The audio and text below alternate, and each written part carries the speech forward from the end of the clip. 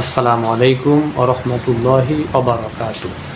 সম্মানিত দর্শক, সুনানে আবু দাউদের 1134 নম্বর বর্ণনায় এবং সুনানে নাসাইর 1556 নম্বর বর্ণনায় এসেছে, হযরতে আনাস রাদিয়াল্লাহু তাআলা আনহু থেকে বর্ণিত, তিনি বলেন, নবী করিম সাল্লাল্লাহু আলাইহি ওয়াসাল্লাম যখন মদিনায় আগমন করলেন, দেখলেন মদিনাবাসী বছরে 2 দিন উৎসব করে থাকে।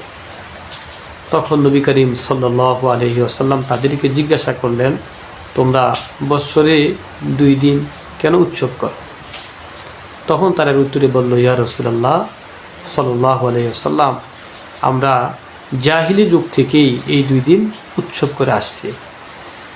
তখন নবী করিম সাল্লাল্লাহু আলাইহি ওয়াসাল্লাম বললেন, ইন্নাল্লাহা কদ আবদালাকুম বিহিমা খায়রাম মিনহুমা ইয়াওমাল আদহা ওয়া ইয়াওমাল ফিতর।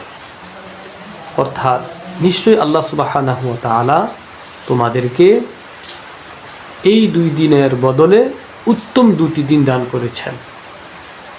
1 কুরবানির ঈদের দিন, 2 ঈদ উল ফিতরের দিন।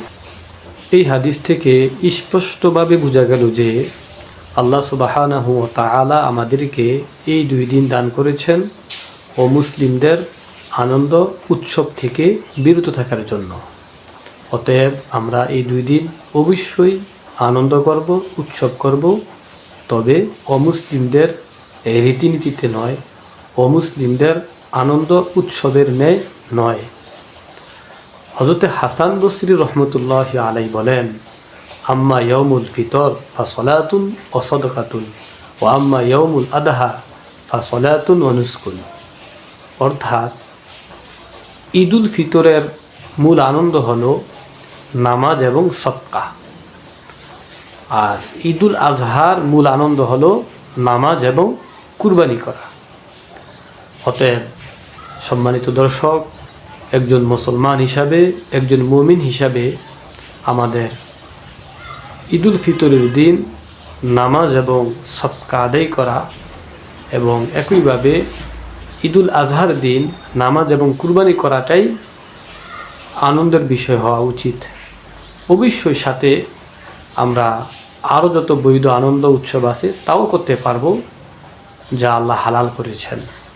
যেমন ভালো খাবারের আয়োজন করা, ভালো পোশাক পরিধান করা, বন্ধু বান্ধবদের সাথে দেখা সাক্ষাৎ করা, ইত্যাদি ইত্যাদি।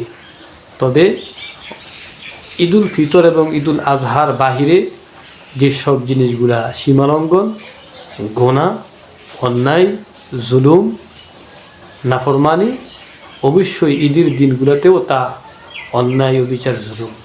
অতএব সমস্ত প্রকারের গোনা খাতা, জুলুম, অন্যায় থেকে আমাদেরকে এই দিনগুলোতে বিরত থাকতে হবে।